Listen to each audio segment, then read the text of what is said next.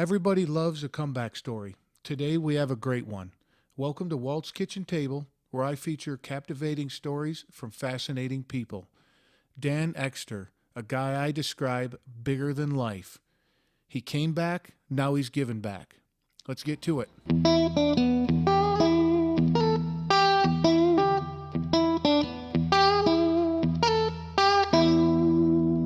First of all, give me a quick rundown of Layups for Life. Sure. So we are a 501c3 nonprofit organization that raises vital funds for cancer research and clinical trials. And we host a variety of events in the health, social, and fitness space that help us with our fundraising efforts. Now, do you have a specific place that goes to? The funds? Absolutely. So we donate all of our funds that we raise to Memorial Sloan Kettering Cancer Center, specifically the one located in New York City, which I believe is the main campus for Sloan Kettering. Where in the city? In what borough? In Manhattan. Is it Manhattan? Yep, absolutely. And there's a reason that all that money goes to that specific. Let's tell me about that. Sure. So at the age of 27, I was diagnosed with acute lymphoblastic leukemia, or ALL for short. And Yeah, go ahead. Yeah, so that is it's a blood cancer leukemia, and pretty much what was happening was my bone marrow was producing these immature white blood cells, which were essentially useless. Typically, ALL is found in young children. It's a pediatric cancer, so the fact that it was found in an adult was rare. I also had something called a Philadelphia chromosome, which is a genetic mutation. So I was ALL, I think it's pH positive is the terminology. I'm not a doctor. I don't wear the white coat, but I'm pretty sure that's the official terminology for it. So it was a rare situation, being that I was an adult being diagnosed with a pediatric cancer. So, and and you said that was genetic? No, not genetic. How did you end up with that, or is there? Well, typically what happens is that you may have like a cold or some flu that you can't shake, and for me it was none of that. I was in pretty good shape, at least I thought I was. I was running and playing basketball in a men's league and working out. I was just having this shortness of breath, this odd sensation I couldn't take a deep breath. So I was seeing a pulmonologist. I was seeing a specialist. My dad. What's a pulmonologist? Pulmonologist is a lung specialist, a lung doctor. Okay, cool. So my dad had a pulmonologist that he used a long time ago. Referred me to him, and I was doing all kinds of tests while we were testing my breathing. We were testing my lung capacity. You ever see the Gatorade commercials where they put the mask on you and you're on a treadmill and they're running? Yep, you're running to try to see what you're breathing. I did that as well too. We'll get into that later. Did all of that. Yep. Breathing was fine. I'm not a smoker, Walt. Never, not a smoker, so something was off. And we were doing all these tests. Nothing was coming back. They check your heart too? Everything. Okay. So the deciding factor was when the doctor said to me, "Let's do some blood work." So we did blood work, and then later on that Saturday of that week, you get the worst thing ever, which is a phone call from a doctor on a Saturday morning. And this was in June, I believe, in the summer of 2000. What are we in? 19 of 2013. And doctor says the only place you need to go right now is to a hospital. He says your white blood cells are through the roof, and your platelets are extremely low. So if your platelets are low, those are what help you clog if you're bleeding, right? Platelets. So platelets. Yep. So if I, God forbid, was playing basketball and I fell and somehow I started bleeding internally, I'd be in big trouble. Okay. So the doctor said, you need to go to a hospital right away. And this all started with you being shortness of breath, working out and being shortness of breath. That was it. That was it. I wasn't sick, or I didn't have this lingering cold or nothing. It was this shortness of breath. And I knew something was off. Yeah. People are telling me, I had asthma as a kid, so I went and I was taking inhalers, and I was using a dehumidifier, all these things. I thought it was asthma related or just maybe allergy related. So like a timeline of when you started feeling shortness of breath to when you got the mask on and you're doing are we talking a week? Are we talking 6 months? What was your... Probably through the late spring. Okay. Right, because then in the summertime I saw the pulmonologist, and then that's when I got diagnosed. Was in the summer of 2013. So tell me about that phone call Saturday morning. You're sitting home with your wife. Were you married at the time? Girlfriend. She was Dana and I, my now wife. She was a girlfriend at the time. We were dating for maybe just a little over a year. For just a little over a year. So we packed our stuff. We had a whole day planned. Obviously canceled everything, and we drove immediately to Sloan. So that That Yeah, but ride let's was let's back up though. When yeah. you got that call, like your Yeah, I gut, thought the worst. like I thought the worst. I'm paranoid in nature, right? So every time I think something's off, I always think the worst. That's just how my mind, unfortunately, is programmed. Right. So I get this phone call, and they wouldn't tell me exactly what was going on. So your mind's racing. You're thinking of so many possible outcomes. What goes could to it be? the super negative right away, right? Super. I mean, it's not good. A doctor's calling you on a Saturday morning. You go to Yeah. get blood work. You're gonna hear from a doctor 3 to 4 days. Everything is good. You get a phone call after a blood test. Not even 24 hours later, something's Get to the hospital. Get to the hospital. And that was what the doctor said. Get to the hospital. It's the only place you got to go right now. Do you like break down crying? Like Didn't how did that? not at that time, because you don't want. I assume the worst, but let's stay tuned and let's find out. Okay. So, when I got to the hospital and they gave me the official diagnosis, my parents there, that's when it was like a holy shit moment. Yeah.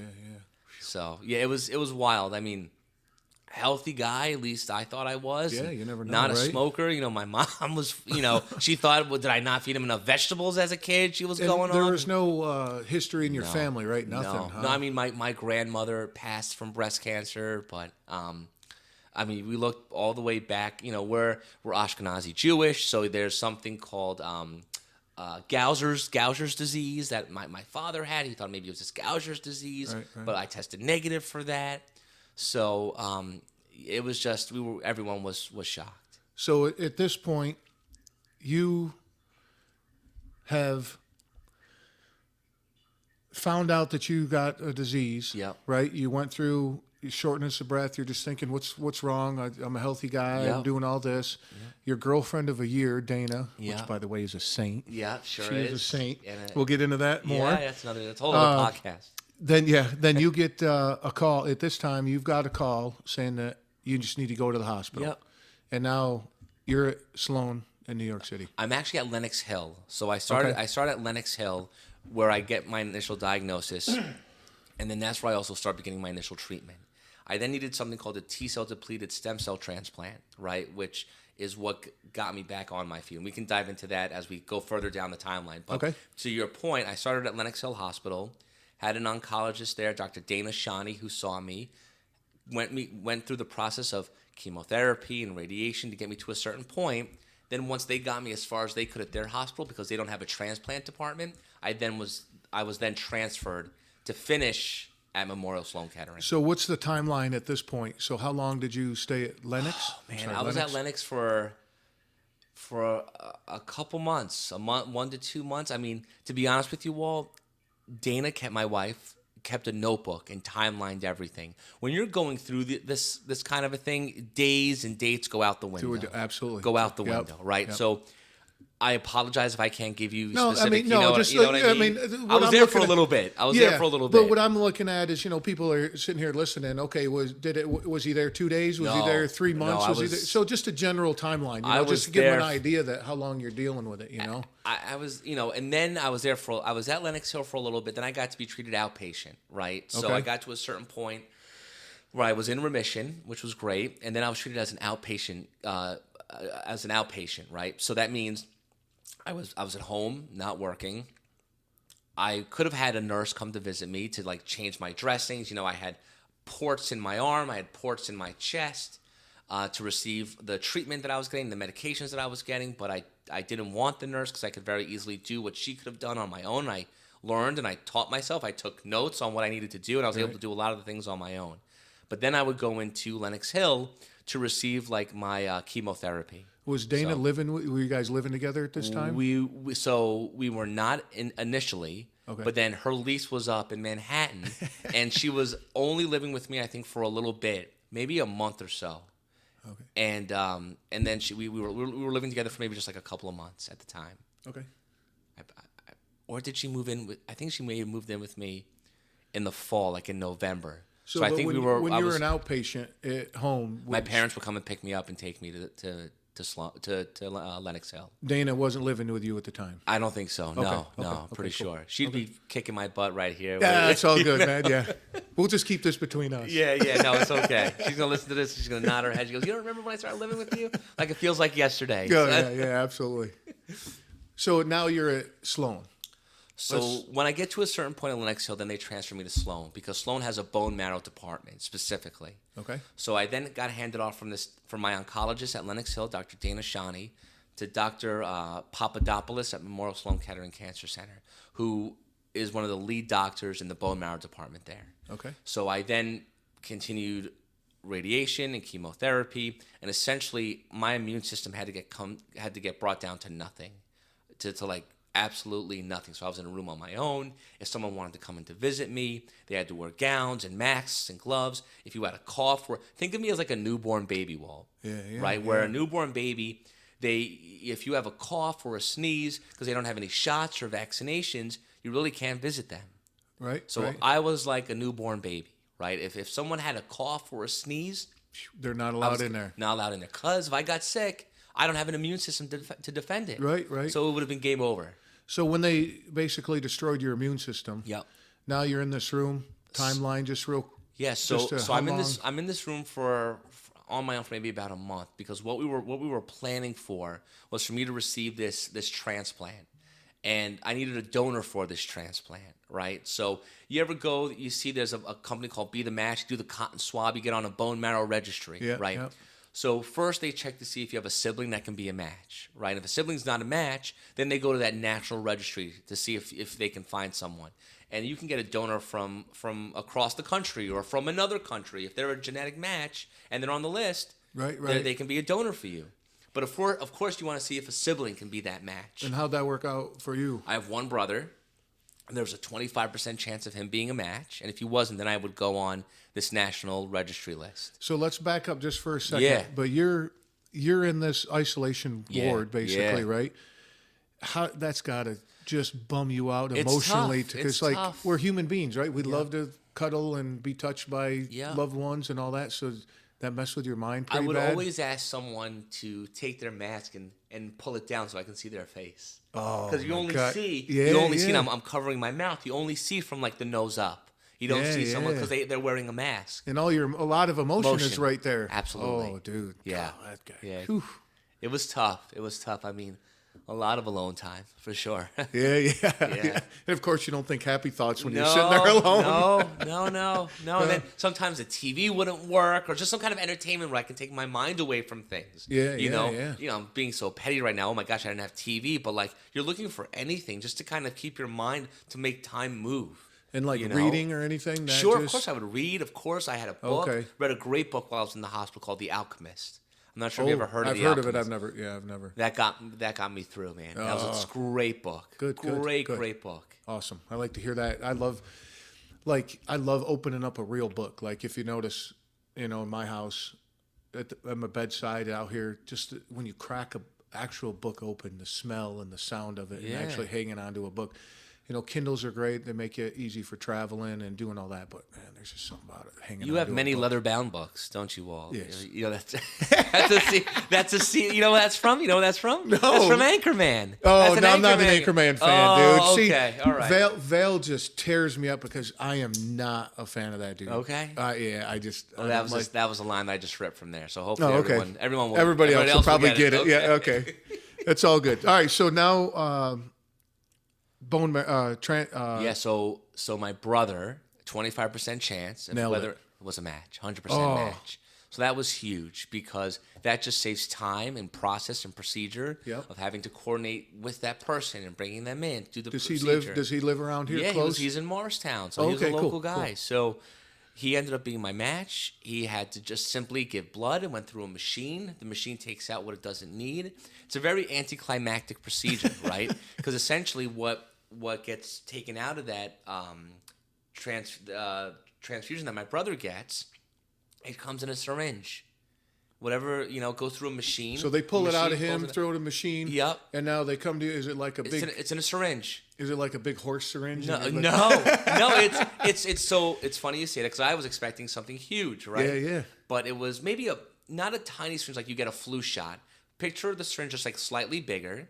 And all they did was they plugged it into one of my ports and injected it. And it's essentially restarting your immune system. Like how much was in the syringe? Like an ounce? Like it was full. It was a full syringe. It was like a plastic syringe, like one of those big plastic syringes. Yeah. Maybe like the. See, What like can I compare it to? You know? yeah, but the thing is, like, I can't be the only one picturing like that dramatic scene, like you're in a bed and your brother's in a bed and you're all wheeled in at the Wasn't- same no, time. not and, even close. You know, that's what people think, right? When you think of like transplants. we weren't or, getting a like, kidney transplant, right? Yeah, so right, it's- I guess so. All Right. right, So right. he went into the blood donation section of the hospital, gave what he had to give. They took it from him. That was it. They came to me, and you know, I had a calendar in my room, because what happens is that you kind of start in reverse days, like you start in negative days, and then as you're getting I was getting radiation, chemotherapy, then they get to like day 0, like positive 0.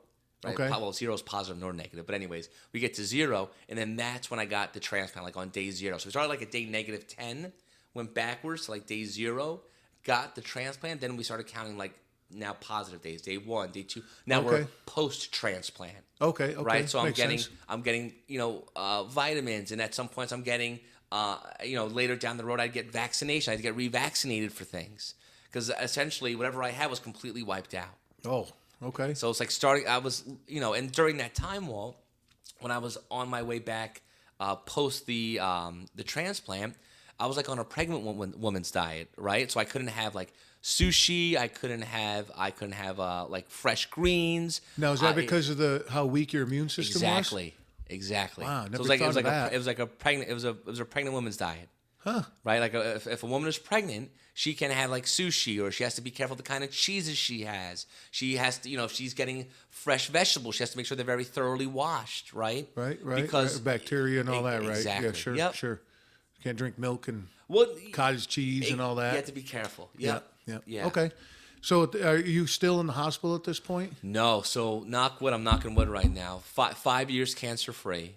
Congratulations, man. Thank you. 5 years cancer free.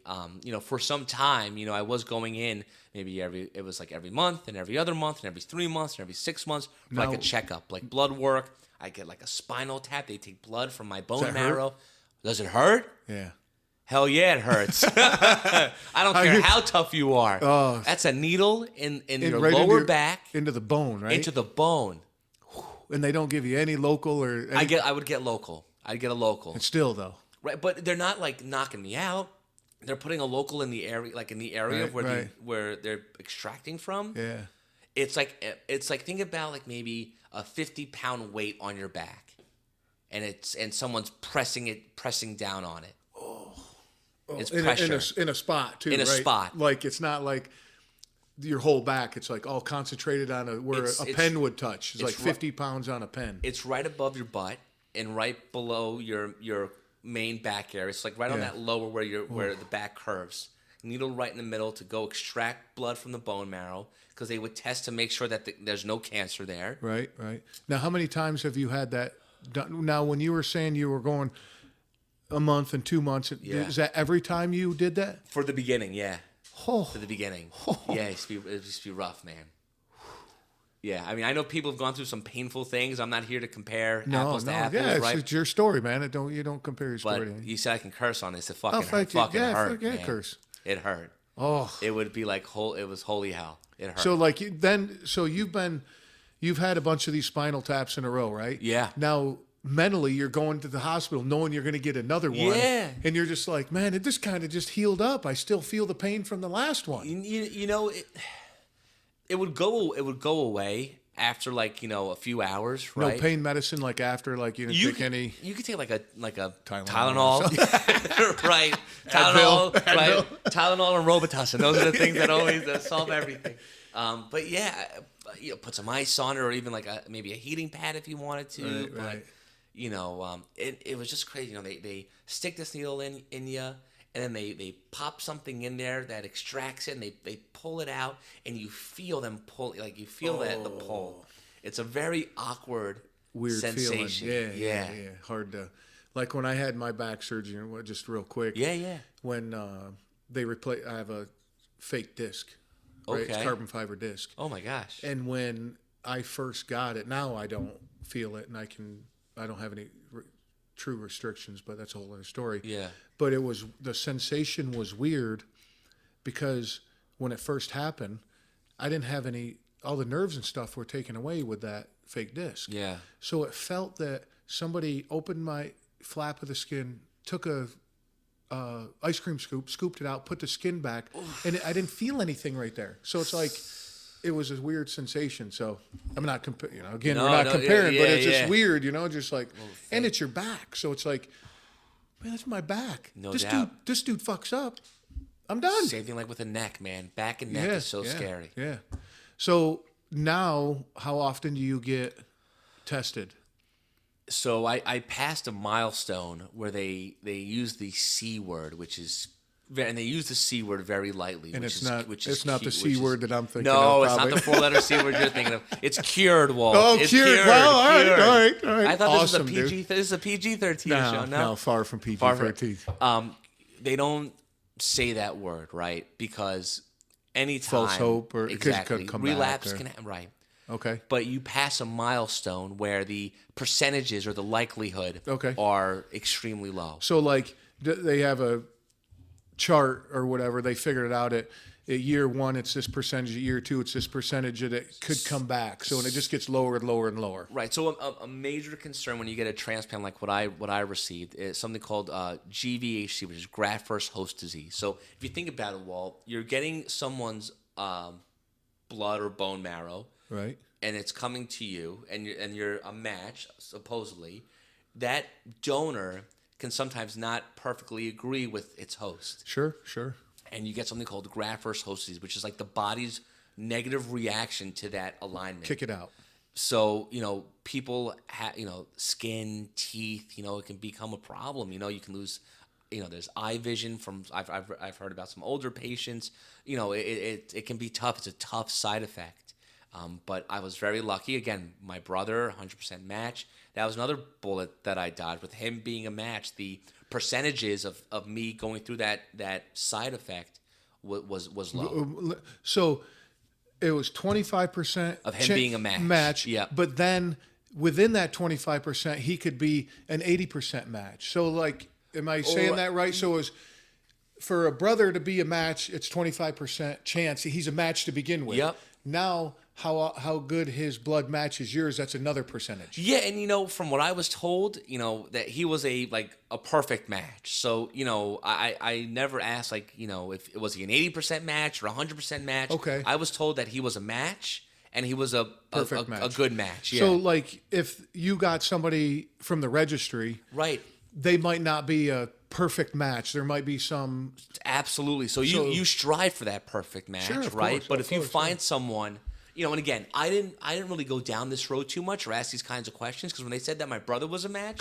great, let's go, right, full throttle, man. Right. Let's get after it. Right. You don't ask so what if he wasn't a match? What would then happen? Yeah. It's a left or a right, and once I made the right turn, the brother was. I didn't. Okay. Yeah. Cool. All right. So 5 years. Yeah. Cancer free. Yeah, man. Feeling good. Feeling good. I still play. What's funny is that when I got diagnosed, the first thing, of course you ask, am I going to live? Am I going to make it through this? But then the pettiness of like, man, am I ever going to ball again? Am I ever going to step on a basketball court again? There, dude. Am I ever going to, feel do something you love? And that you love basketball, right? Yeah. But people in that situation, am I ever going to do X again? Yes. Right? Absolutely. Will I hear the squeak of the shoes on the court? Of Will I touch a basketball again? Will I have that boxing out, physicality again? That was, of course, that came later amongst other larger things. Am I going to get through this? Am I going to make it? Right. And I was like, you know what? I'm told I have a good chance of beating this. I just hope I can play ball again. That's awesome. And now, did that help you keep you driven to be like, well, that was I want to get better because I want to play ball? That was a small thing. I wanted to get better because I wanted to have a family. I wanted to get married, and then you were married like, how long ago? I got married in October it's been over a year. So October last October. Right. So it's been over a year. We just had our 1 year anniversary this past congratulations, October. Man. Thanks, Do you remember your wedding date? Putting you on the spot. Go. Do I remember my wedding date? Go, October 15th. Oh! You want to know why I remember? Because 15 is my lucky number. So okay. Did you put that? Did you plan October 15th so you could remember that? 15. The story of our wedding, Walt, is another podcast. Okay. Let's give you real quickly. We're spinning off here a little bit. It's all right. We though. had this. Solo We idea. had this great venue called Botello in Jersey City that was going to be our venue. Yep. Right. Dana's background on her phone. It's on the water. Views of Manhattan. It was great. We get a phone call that they are going to be closing because the pier that the restaurant sits on is compromised. Okay. So Don't want we to be need- falling in the water. no, we had to find another wedding venue, and this was a month before our wedding. Ooh. In Jersey, in Jersey October. City in October. And The saving grace was that it was on a Sunday, and Yep. we were able to find a place called Liberty State Park, Beautiful which was place. able to. It was so flattering because people said like this was your second choice. Like a lot, this would be a lot of people's first choice. Yeah, For a yeah. So we got. It was a shitty situation. Like Dana was crushed because that was the spot. now, did and- Patello's have? Was there like a history there? Is there a reason that They wanted it? You guys wanted it there? The food is incredible, so you got to have the food. Yeah.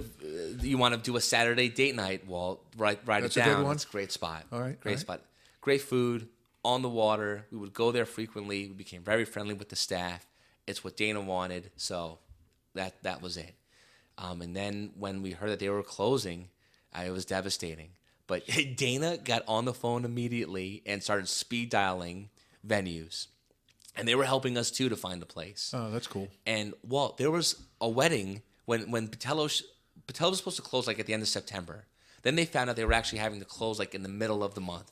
There was supposed to be a wedding that Friday and that Saturday that week when they were closing. Oh, imagine being in that spot.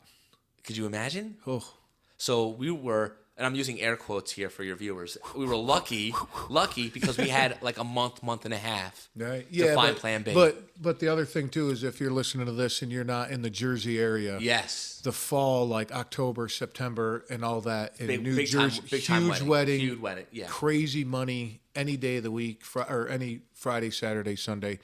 Just crazy that time of year. So you're and it's Liberty a- State and it's- Park. and It's, it's a a- it's a- beautiful place. And it's a venue with Manhattan view, so it's a Yeah, very yeah. desirable place. We're going to very a wedding lucky. there in August. We got Yeah. some friends there getting married there. It's going to be great. Yep, So we were, first of all, we were very lucky and blessed to be able to have a wedding at such a location, but then even luckier to be able to like not have to reinvent the wheel here, finding another date and readjusting Oh, with yeah. our vendors. Like Sure. it could have been so much worse. Yeah, absolutely.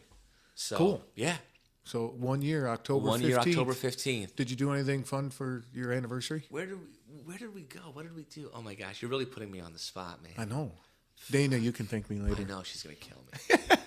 Oh my gosh. I mean, No, we did something change nice. the subject. Yeah, you did please. something nice. Yeah, we did Perfect. something nice. Great, Perfect. good. All right, so we kind of went through the timeline pretty good on Yeah. what happened to you, yeah. right? Yeah. Tragic, but everything seems good. Knock wood, man. I'm lucky. Surrounded by some amazing people, I imagine. Friends, family. Yeah, the support of the support. friends and family and people reaching out, and I was lucky to be treated where I was treated. Walt, Yeah. at Lenox Hill, and then to be moved over to Sloan Kettering, which is one of the leading cancer institutions in the country. Yep. To be treated there and having a great doctors and staff and nurses at my side, day by day, getting me through what I need to get through. I mean, very lucky to be here today speaking to you. And that is that. So let's move on to where Layups for Life comes from. Yes. So we have the backstory of you getting sick. Yeah. We'll just call it as it is. You got sick. You're on the mend. 5 years cancer free. Yep. Now you feel that you had an. How did you come up with what you're going to talk about next? Was it? Yeah. Did you feel as an obligation, or you're just so overwhelmed by the support from Sloan and all that's like explain how you came up the reason for doing this? So I came up with just the idea of a charity basketball tournament. In the hospital, I told you I was in this room on my own, had a lot of time to myself. Yeah. So I had my laptop and I started just punching down ideas and notes and, what could I do? Who do I know? Where could I do it? So the mind was racing with ideas, right? So to answer your question, I said to myself, if I make it out of this, and I make it out in one piece, I want to elevate the way that I give back to this community, right? I had given back to the cancer community. I've done races, I've done donations, all kinds of You've stuff. always 5Ks, been active like that. Always been Yep, active, yep. right? It's like I told you in the beginning of the podcast, my grandmother passed from cancer, Yep. right? I had a woman that was like a second mother to me who was a breast cancer survivor, and we would go and support her. And then I had all these other it's tough, Walt, that we're in a day where almost every day you're hearing about someone that's getting stricken by this disease. Yeah, there. You talk to anybody, just pull anybody from the street, and they either directly have somebody affected by it, or hey, my friend's dad, that type of thing. So we have made incredible advancements in the fight against this disease, right? And the procedure that I had, the T-cell depleted transplant, was once upon a time a clinical trial. But because of dollars and research and past supporters and fundraisers that received the necessary funding to advance and proceed to become one of the go-to treatments in treating cancers like mine. So knowing that, I wanted to then pay it forward, right? And do something and take it from one level of involvement to a whole other, and be an advocate in the fight against this disease. See, and the thing is, you hear about people in your situation. I hear people, they come out of that saying, hey, I want to give back and I want to elevate it, just like you said. Yeah. But then they go and do something for a month or two, and then they get back to their normal routine. Yeah. To where crazy respect for you what's this, fifth year?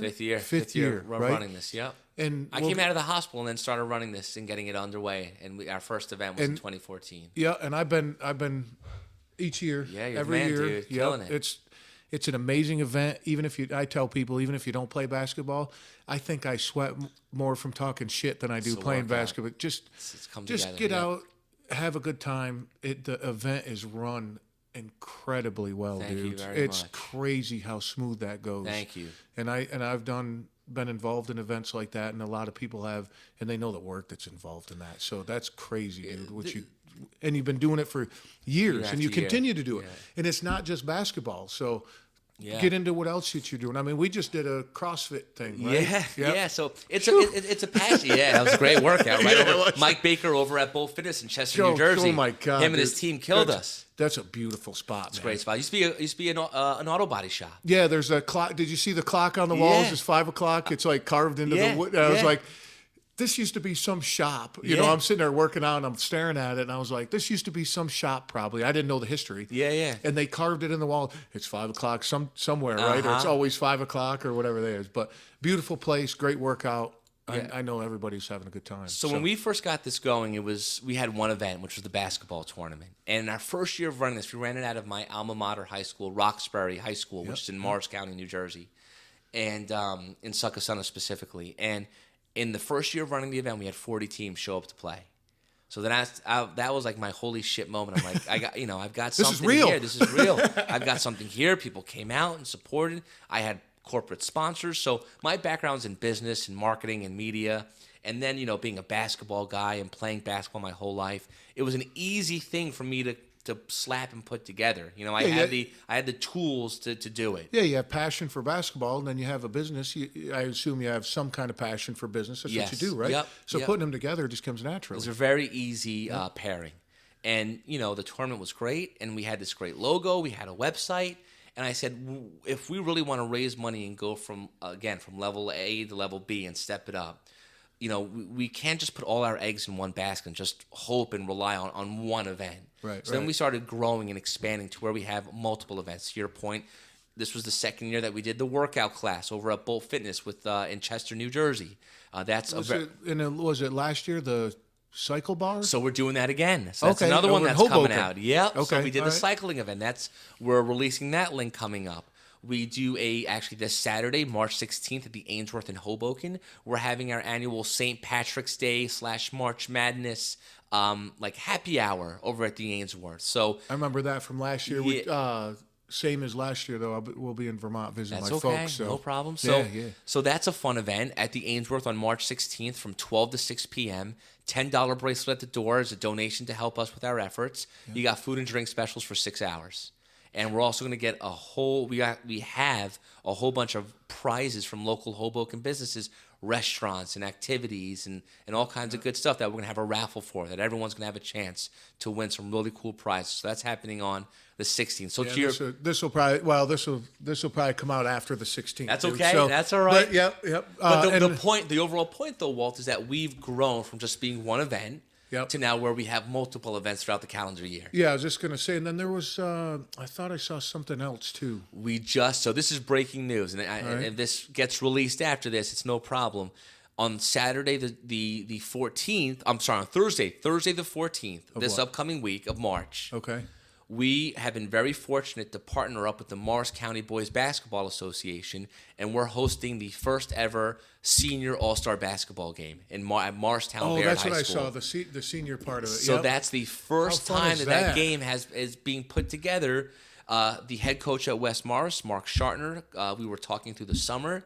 His team had an incredible season for high school basketball. They over 20 win season, county champs, division champs, went to, I think, the sectional quarters or semifinals of states.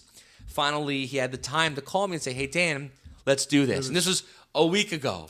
So You're like, hold my beer, I got this. That's right. That's right. So we have been on the grindstone. And I have a great network of people, Walt. And you're one of those people that's in there that I was able to make some phone calls. I need a logo. I need T-shirts. I need pizza.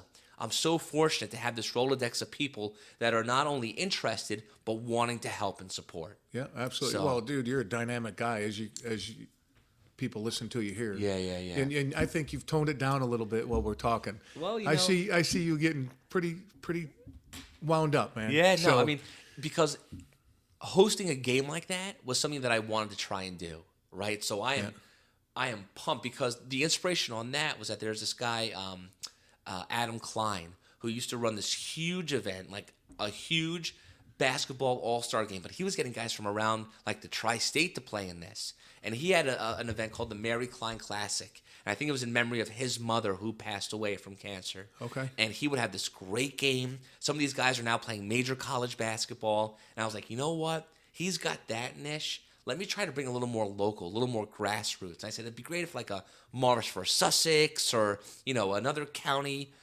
But being that I'm born and bred in Morris County, and that's where all my connections were. Yeah, sure. That's what, when you're looking to do it, and just a quick word of advice, right? When you're looking to do something like this, I always say go with what you know. Right. Right. Absolutely. Like my first event wouldn't be a golf outing. I don't know shit about golf, right? I'm not a big golf guy, right? So I would never have an event to be my first event that's a golf tournament. That's why I did basketball. I knew basketball. I knew how to put that together. Yep. Right. Yep. So you go with what you know. Awesome. So 5 years. 5 years, almost $100,000. That's my next question, man. Very close, man. What did I see a post? It was like $83 short or something like that? $83 short of reaching $7,000 of funds raised so far. That gives us, that's about 28% of our goal.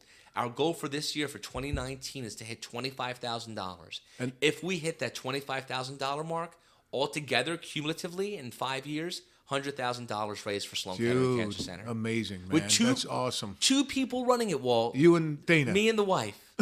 This is a passion project, man. Yeah, absolutely. We make zero. I'm holding up a big donut. Oh, sorry. Yeah. Holding a big donut. We make $0 on 100% goes back. And it helps us. And then some of it helps us keep the lights on. It helps us with making copies. Helps with our insurance policy. All those kinds of. But 90 to 95% of everything is being donated. So where do you see 5 years, almost $100,000? What's like the next big step? My or goal, even small step. I mean, So everyone always asks me this question, like, do you want to make this a full-time thing? And that's tough because I need to educate myself in how I make a nonprofit profitable in the sense where I can make a living off of it. And this, and you need to then get a salary. It's very involved, and I'm very happy with where it is right now as a passion project. Okay. And if that's as far as it goes as a passion project, my goal, what I want to see, and we've been very fortunate to do this, I would be thrilled if the next 5 years down the road, we keep increasing our fundraising dollars. As we go so since day one that we started doing this, we raised about $10,000. Then every year after, we started increasing more and more and more. Last year, we raised over $25,000. That was our all-time high. That's why I set the goal here for 25. I think we can do it again. And, next year, hopefully 30. And then if it's 32, my goal is just to every year, and this will make me happy, we raise more and more money. dollars every year. But the thing is, so the way I look at it is you have the big event right in April. Yep. And April 27th. Yep. April 27th in Roxbury, New Jersey. And we're at the Parsippany PAL. Oh, that's right. So we've gotten so big, Walt. Is it the same place it was last year? Same place it was last year. Okay. So for the first 3 years, we held it at Roxbury High School. And then we had a good problem. We got too big. Too big. So now we're very fortunate. Last year was our first year doing it at the Parsippany PAL right off Baldwin Road in Parsippany, New Jersey, and we're back there again. So we're very, very fortunate to be back at the PAL. They've been huge supporters of us.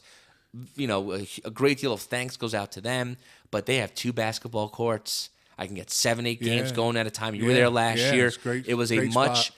cleaner tournament because it was a little more spread out. Yeah. Roxbury, we started getting real big and people started playing a little bit on top of each other. Yeah. Nobody Here, likes that. it was beautiful here. A lot of people were very, very happy with the new venue. Wasn't there something with parking at that place? But Did you get it figured out? So there's parking at the PAL. You can park at the PAL. And I think what people didn't know is that if the spots got filled up, you could go right next door to Smith Field and park right next door over there. So they have parking. Smith Field's a huge public park in Parsippany. So if the spots get filled up in front of the PAL, it's a small parking lot. Over there. PAL has a huge parking lot. So April 27th. Yep, April 27th. Is that going to be pretty much every year in that end of April? Yeah, right? That seems to be a great spot because we don't want to trickle into the summer. Summers are tough. People go away on vacation. Yep. We've found that this end of April, even if we had to trickle into early May, it is the sweet spot for us. Yeah. So April 27th, our 5th annual 3-on-3 charity basketball tournament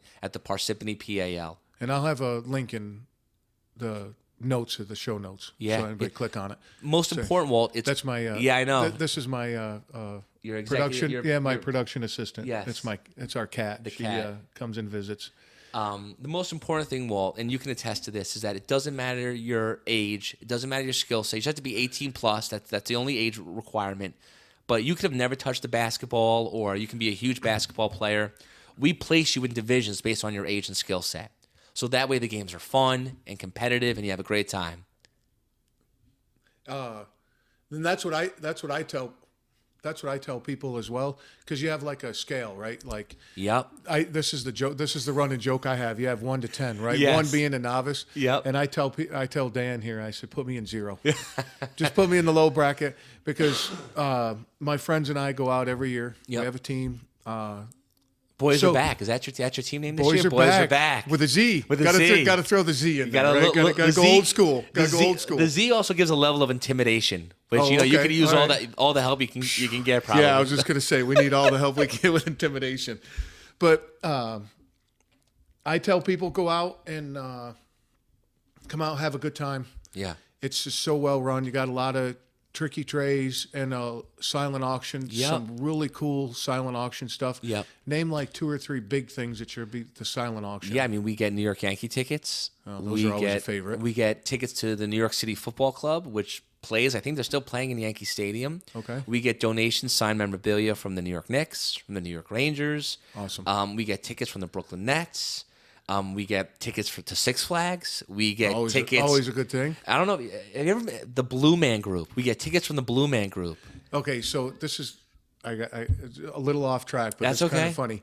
I had a friend send me a news article that said the Blue Man Group hired their first African American group. Person in the group. Sure. And the caption was, "How do we know?" Regardless, something about the Blue Man Group. It was just funny how there's a national paper is like, how do we know? It's like, seriously, dude. But anyway, the show is great. It's I've never incredible. seen it. Never seen it. So put your raffle ticket in there. I did last year, dude. You didn't win it. There's the wife and I always put all our raffles like in 2 things. Right. Like we pick and are like, okay, that and that. And you it. invest, and that's where and you then go. we never win anything. You don't? No, we never win. You've never anything. won a raffle prize? Never won a thing. Oh, no. I think That's second. false. That's fake news. That is hashtag fake news, Yeah. right? I think the second year I won a haircut. Oh, is that what it was? That was it. Yep, that was it. But All right, I'm not complaining, dude. we'll- It's always good stuff, man. We'll And freeze the envelope like the Knicks did when they got Patrick Ewing. They froze the froze the envelope. So we'll freeze your raffle ticket. So when we go to put our hand in there, Yeah, there you we'll go. know it's your ticket. Perfect. But no, just to recap, April okay. 27th, Yep. 3-on-3. Yes. Max 4. You're allowed 4 because we're guaranteeing you all at least 5 games. Yeah, I've told some people that, and they're like, nah, no, 5, that's too many. I'm like, come on, man. It's 3-on-3, and the games are about 10 to 12 minutes long. And then there's space between it. It's, You have a know, break. You can. Yeah. We have concessions. We have Yep. food. You don't have to leave the place. You can have lunch. You hang out. Yep. We have a DJ playing music. I have a photographer. So it's Is a it whole Jeff day again of this It's year? Jeff. Jeff? It's Jeff, and then it's Clown. my man Artem. Oh, yeah, I love Artem. Spinning the ones dude. and twos. Yep, love Artem. Entertainer of the year. How about that? I know, isn't that amazing? I dude? know. It's Started from the huge, bottom. Huge, yeah. Yeah, it's awesome. Okay, so on the record here, Artem will get a little shout out. Sure. Is he going to wear a suit this year? So it's funny. I tell him that he is not allowed to wear a suit. Oh, in my dude, event. why you got to ruin it, man? No. We have over-under bets if I he's tell going to wear a him, suit. well, take the under because I tell him that you he is not. get a little insider Yeah. here. Take the under on Artem. Yeah, right. He is not allowed because I say this is a fun, relaxing day. If you come in with your suit and your pocket square, it's yeah. too Pocket intense. square. It's too Love intense. that dude, it's man. not a bar Artem's mitzvah. Love him. great. It's not a bar mitzvah. It's not a wedding. Right. Relax. Yeah, relax, You know what man. I mean? Hey, dude, put some shorts on. man. Thank Put you. some- I've never seen the man in shorts. I don't know if Well, I've ever I seen him in have. shorts. I have once. Yeah, That's enough. No, dude. No, that's, yeah, that's there's a just- reason why he doesn't wear shorts. Exactly. Okay. Yeah. It's all out of love, man. We love this dude, man. But all right, man. Well, and then that's about what else you got, man. I mean, what's going on? everything is. We are. I started a new job. The job that pays me. I started in October, which has been Wow, you great. get paid? I get paid. I don't get paid for the nonprofit, but that's why I need a real job that pays me money. Yeah, that's how we all right. make a living. Pay the rent, keep the That's right, refrigerator full. That's right. So, started a new job in October. It's been about 5 months now. Great place in Cedar Knolls, New Jersey. A media and advertising agency called Market Smith. I know those guys. Yeah. So Are they in the same They're- building as David? No. they're no. across the street from the Wegmans. Remember we're going to meet for lunch? I told you that Oh by yeah, the that's Wegmans. right. Yeah, Right off of Route Which 10. you bailed on me, but that's cool. I did not. I understand, called. man. Listen, my I- CEO comes to me and she asks me for something. No No, but offense, Walt. but if you said I have lunch with Walt, she'd be like, okay, call me when you're done. No, she'd say, I don't give a shit. I need this done by the end of the day. So All right, I forgive you, man. But, so- Wegmans is a great. That's a great bar to eat at. Dude. you go a little further down, what was that, Ridgefield Avenue, and you go to the ShopRite. That You ever one go to too? the No. ShopRite's immaculate. Oh yeah, in Morristown. Yes. Well, I say Morristown. Yeah, when I lived in Morristown, man, I when I was single, man. That's like the ivory tower of ShopRite. absolutely It's incredible. beautiful. It's beautiful. All right. So, anything else you want to give a No. shout out to anybody? Well, of course, I cannot do this nonprofit without my wife, right? She is the rock. She is the number 2. Without her and what she does to help me between creating graphics and logos and flyers and social media, And my just gosh, all around emotional support. well, that's known, right? Yeah. That's obvious. But I'm telling people what they may not know with what goes on behind the scenes with what she does. She is an integral part of what we do and the success that we have. If there was no chance, I could do this on my own. So the fact that she's on board and is as committed and dedicated as I am, that's why we've been able to be so successful. Awesome. There's no doubt about that. And any big? I know you said Artem has been with you. He's been from All the 5 beginning, years. right? All 5 years. He was Yep. the first guy I called, and he was at, I'm in. Yeah, So he's on my list to have on the show. So I got to he'd get be him great. in on You get it. great Yeah. content out of Yeah, him. yeah. He speaks for a living. He does. Right? He does. You can So- talk anything with him. Pop culture, sports. He's all about Oh, it. that's right. Yeah, that's true. With You may have to brush up on your pop culture. Oh man, yeah, no. So- So real quick though, no Game of Thrones, dude. Walt, I have a good friend of mine from college, Mike Banks, who is a die-hard Game of Thrones fan. When I was in Boston one time, we stayed at his place, Dana and I. He made me watch the first episode because I told him I'd never seen an episode. And he is nuts. He's a die-hard. And I sat through it, and I thought it was good. But there were just so many damn characters that got introduced in the first episode. And they all die in 4 episodes. And then just from what I've heard, just when you think you've gotten to know the cast of characters, They all get killed off. Yeah, right. yeah. And then correct me if I'm wrong. You know more about this than I do. It's a book, right? The original, is it a book? It's a There's series multiple of books. series of books. But I guess the books the have TV maps in them. There's maps and Oh, yeah. it's crazy. Yeah, the series as of now is past the books. Got it. So they're making shit up at this point, I imagine. It's just a lot. Well, I you need a know- spreadsheet. I feel like I need a absolutely. spreadsheet to keep up with everything. Apparently, there's a kid. I say kid. I don't know how old he is, or I know it's a Younger than he. you. Yeah, probably younger Younger than me. than- But he's on the set of he's involved with this because he knows every little tiny piece of everything needs to know about Game of Thrones. So the producers and stuff depend on him to be like, we're gonna do this. Is that possible? And he's they like, don't miss no, anything. that Wow. doesn't match with this, and this, and sort of keep it on track. No kidding. Yeah, it's crazy. And you ever watch House of Cards? I don't. Okay. So a lot of people listening will understand. If you Okay. watch House of Cards, it's very political. Yes. It's modern Kevin time. Spacey, right? Right. Kevin It's Spacey. basically today. Yeah. He's political and doing all that. Yeah. Game of Thrones is House of Cards in the medieval days. Okay. So it's all politics, fucking nudity, everybody's killing each other. Wow. And it's all that. But it's on horses and there's fucking dragons. Yeah. So, I mean, how can you go wrong with having dragons, right? But So I want to tell you what my top 3 shows are of all time. If we're going to kind of spin off, because I don't Yeah, want absolutely. you to think that I don't watch any TV. So my top 3 shows. well, you wished for a TV in your hotel I know. or your hospital room. It felt so- like a hotel room, but it wasn't a hotel. It's funny when I was on my own. I was in by myself, and everyone had to come with gowns and masks. At that Yeah, point, I had a corner room at the hospital, and the hospital's on First Avenue, right in Manhattan. So a buddy of mine who's a ball buster, he's like, could you imagine if you had a corner apartment with a view on First Avenue in Manhattan? How much that would cost you a month?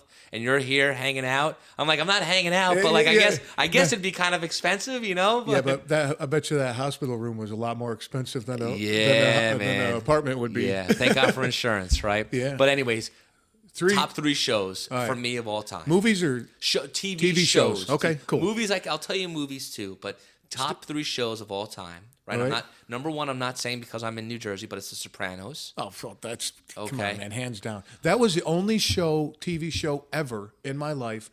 I arranged my schedule to make sure that I was home on Sunday night to watch. So I will tell you this: my number 2 show, I did that same thing on Thursday nights. I rearranged my schedule to make sure was Lost. Was my number 2. I was never a big Lost fan. Okay. So until the final season and a half was a little was off, but I mean that show had me glued. My friends would go out to the bars on Thursday nights in college. Lost would be on maybe 8, 9 o'clock. I say, I'll meet you after Lost. And I That's hang awesome. and watch Good for you. Lost. Yeah, good for you. So that's and then number 3, Breaking Bad. See, I lost Breaking Bad in the second season. Walt. For some reason, I don't know why. And your name is Walt, and the main I character's know, name is right? Walt. Right? Okay. Yeah, good show. Val, my wife Val, loves it too, or loved it. And they have the spin-off now of Better Call Saul, and apparently there's Yeah. rumors that they're going to do a movie with Jesse Pinkman. That's possible. So it just, I mean, the cinematography of the show and the story, it was incredible. So Those are my how top often? 3. So how often do you go back and rewatch them? Are It's, you one of those guys that goes back and? if I had the time, the one that I did go back and watch a little bit, certain episodes, because there were big reveals that you look into, was Right. Lost. Lost had a website called Lostpedia that they explained all the symbolisms and this. If a character was Holy reading a man. book, they would explain why this guy's reading the book and what the book means. Lost was a thinking show, Walt. It was a deep show. See, I watched it for a while, and what got me there was one thing that I just was on it like a dog on a bone, and I couldn't let it go. Why was there a polar bear on the island? No, I didn't even get that far. Okay. So, and I guess the first or second seat, the plane crashes, Yes, right? yeah. And everybody's camping on the beach or Yeah. in the woods and all that. And anytime anybody needed a tarp, they had a tarp. And I'm Uh-huh. like, did this plane have a pallet full of tarps? I mean, how can everybody's got a tarp? Where did all these tarps come from? Oh my God, that's But I funny. just, for some reason, I attached to that and I just couldn't let it go. But where I lost was when somebody had to stay down there and keep Push the button. Push the Push button. the I'm like, You lost it there. I just kind of lost it. Yeah. The thrill of knowing, You know, it's like, you know, they were like feeding an addiction because you wanted to know what happened if that button didn't get pushed. Yeah, and of course they a couple times. Oh my God! They come and run and push it just the last second. So and all dramatic. that. Yeah. So like Right. everyone was like, "Oh, is it gonna happen?" You know, this build up. Yeah. And then they push the button. Yeah. And you're like, oh, all right, I guess. So, But those producers were smart, man. oh no, absolutely. They were, you Yeah, know? that's why they make all that money, Yeah, right? yeah. So, well, cool, dude. I truly appreciate you coming down. I appreciate you, Walt. This is Yeah. awesome what you're doing. I love it. I think it's great, and I think you've only scratched the surface. Yeah, I think it's going to be a long-term thing. So, Yeah, awesome, man. and I guess we just stop talking. That's it. That's it. All right, dude. Awesome. See ya. This is great.